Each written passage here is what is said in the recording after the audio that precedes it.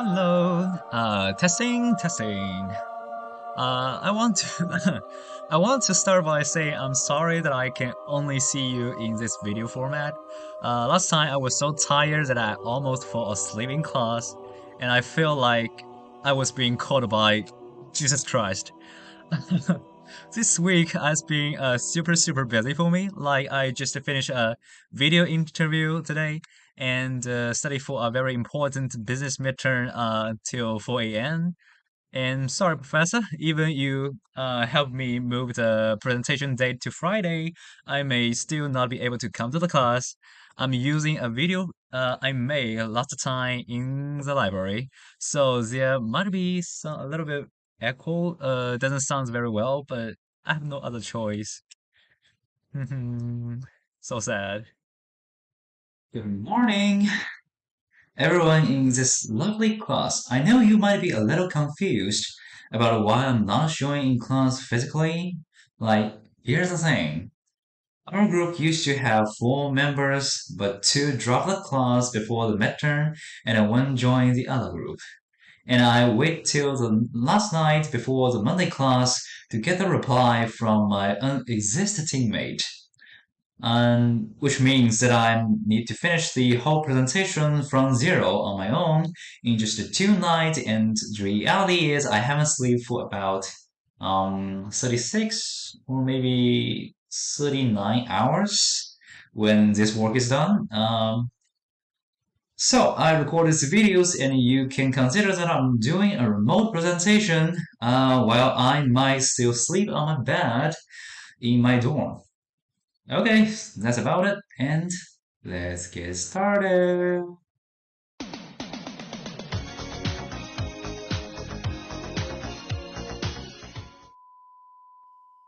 Alright, today we're gonna talk about one of the most important documents during the socialist period in China from last century, on the correct handling of contradictions among the people. In case someone haven't read it, let me just give a quick overview.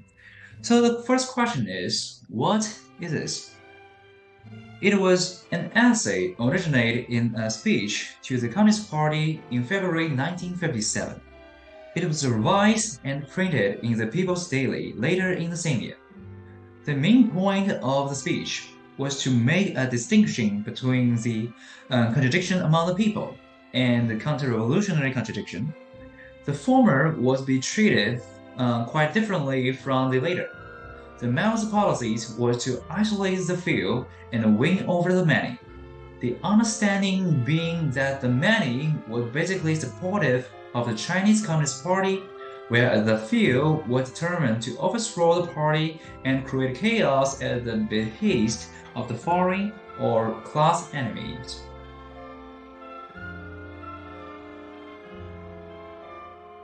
I divided my presentation into 4 main sections, which are background, 12 points, Mao's philosophy, and conclusion. Okay, first part, background. Just 1 year before the publication of the article, 1956 was called 多事之秋 by Mao Zedong. It means that he saw there were so many shitty things happen during that year.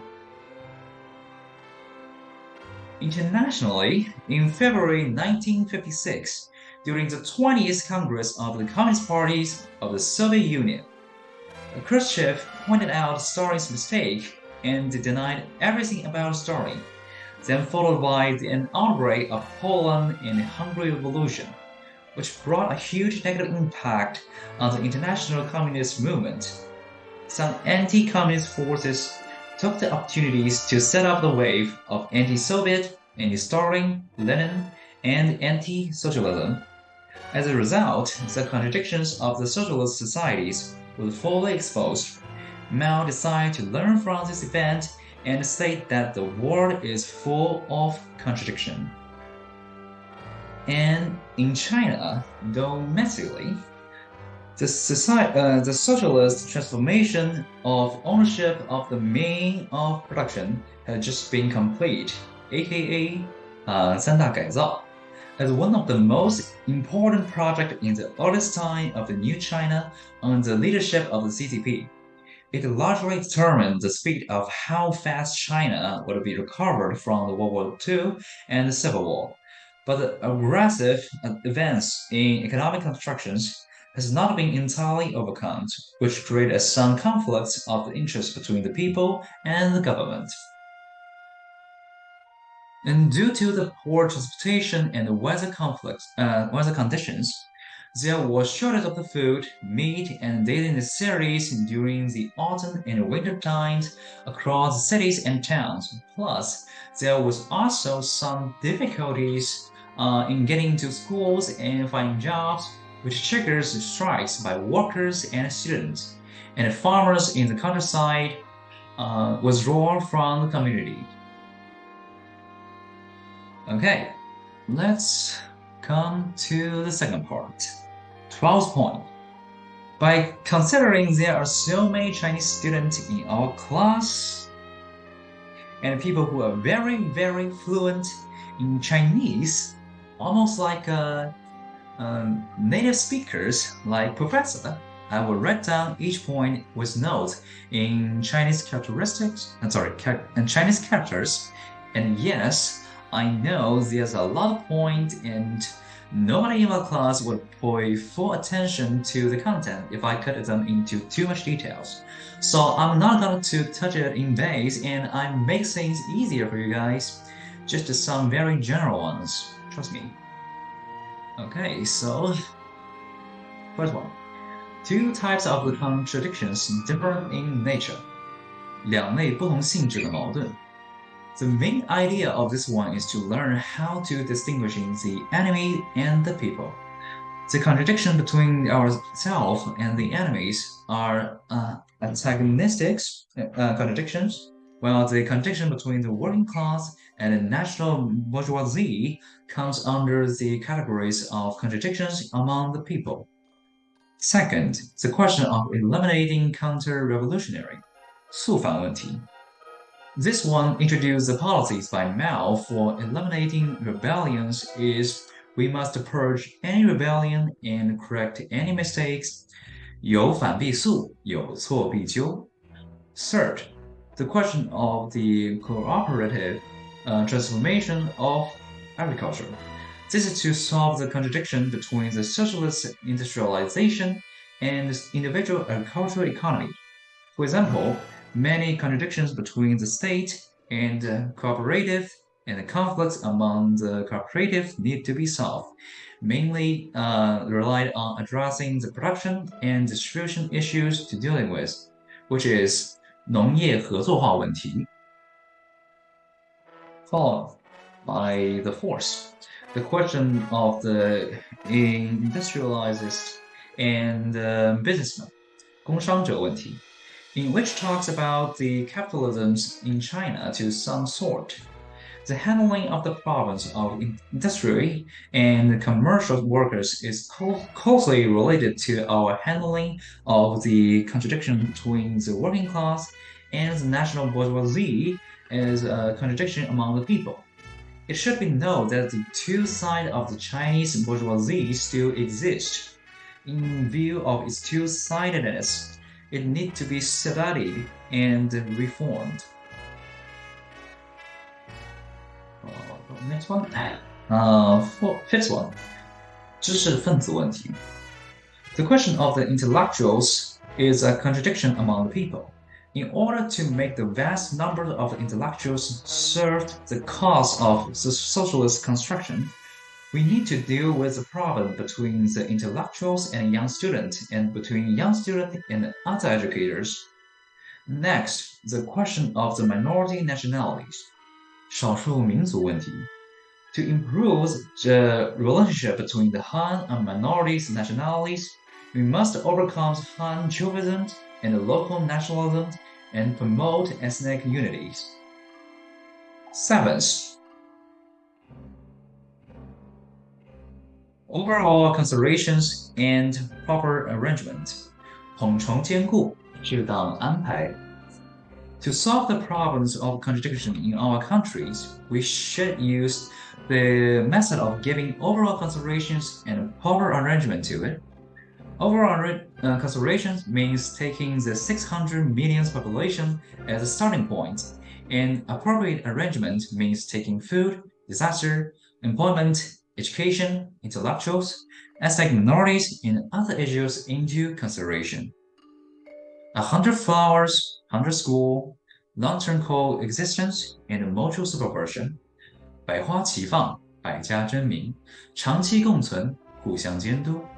This policy is based on the recognition of the basic contradiction of socialism in China.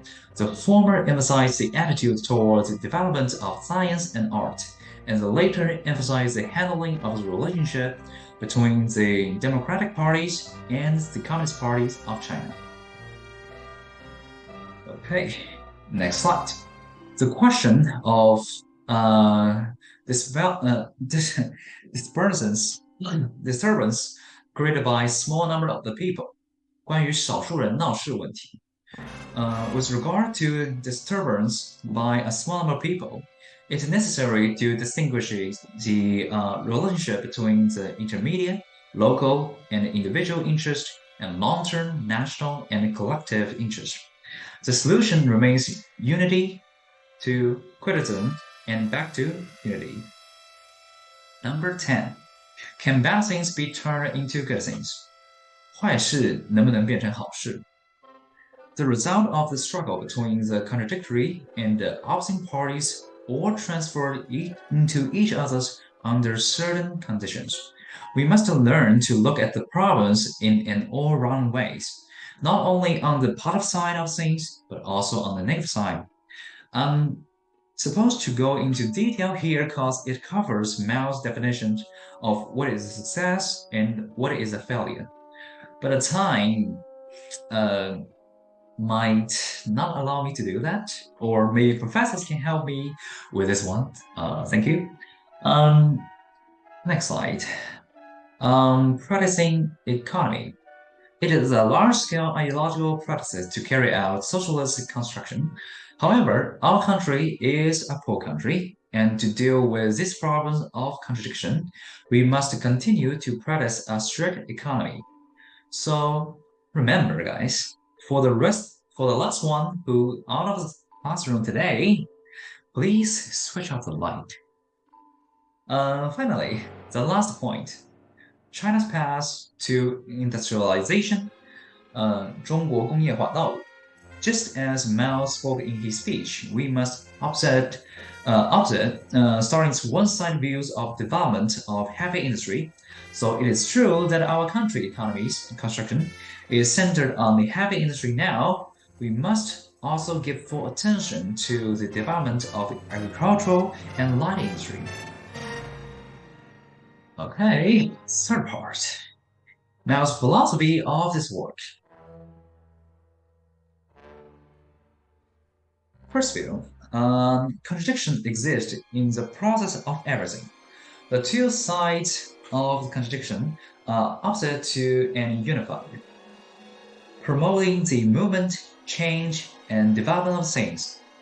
He thinks that of this law, many people in our countries don't really understand the sense. Namely, it is these contradictions that are driving our society forward. Since we are not in the passive positions to solve the contradiction, we must know how to take the right way to deal with this contradiction. This means we are required to look at the problems from the perspective from unities of opposites and adhere to the contradiction analysis method of dichotomy. Second, contradiction is universal. Contradiction exists in everything and all the time. We are required to admit the contradiction at any time, to anything, to analyze the contradiction, have the courage to explore the contradiction, and actively look for the right way to solve the contradiction. Number 3. Contradiction has its particularity, the developing things and each side has its own characteristics. For these two kinds of contradiction of different nature, such as the problem of limiting rebellion, the problem of cooperation, industry and commerce, intellectuals, and ethnic minorities, we should analyze each problem on a case-by-case basis and use different methods to solve the contradiction. In short, we are required to analyze and solve the specific question on its own way. Like 具体问题具体分析. The fourth one, contradictory interrelations, contradictory things under certain conditions can be transformed into each other. The result of the struggle between the contradictory and opposing parties can all transfer into each other's under certain condition.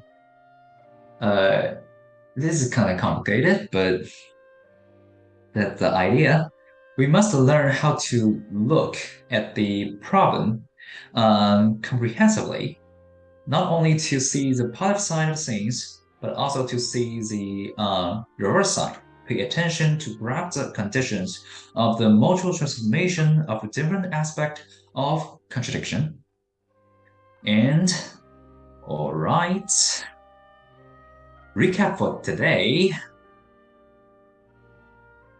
Correct handling of contradiction among the people is a 1957 essay by the Chinese Communist Revolutionary Mao Zedong, published during the 11th session of the Spring State Conferences. It explores the concept developed by Mao in the 1937 publications on contradiction concerning the metaphysics of the dialectical reasonings and set out to establish a social philosophy, later Maoism, based on this concept. It applied materialist dialectics to analyze the basic contradictions of the socialist societies in China 1950s, which could be divided into the conflict between the socialism and the people's internal contradictions. Correctly dealing with the problems among the people. It was for the first time to put forward the proposition and expounded a series of major problems in the socialist constructions of China, which led a theoretical foundation for the development of China's socialist cause. Here is my works cited, and thank you so much for listening.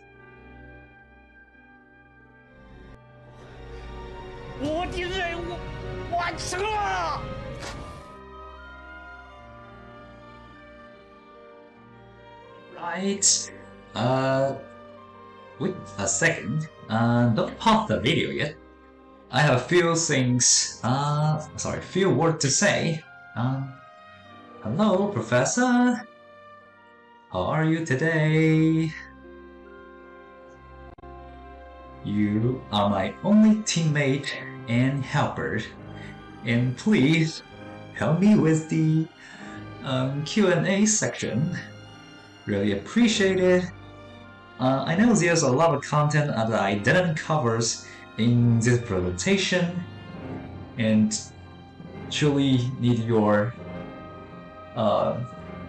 explanation of that. Hopefully, I can arrive in class within the rest of the class time. Hopefully. Actually, I'm not sure because it's just getting so tired of me. Maybe I'm still in the bed or whatever. Okay, yes, thank you so much and bye-bye.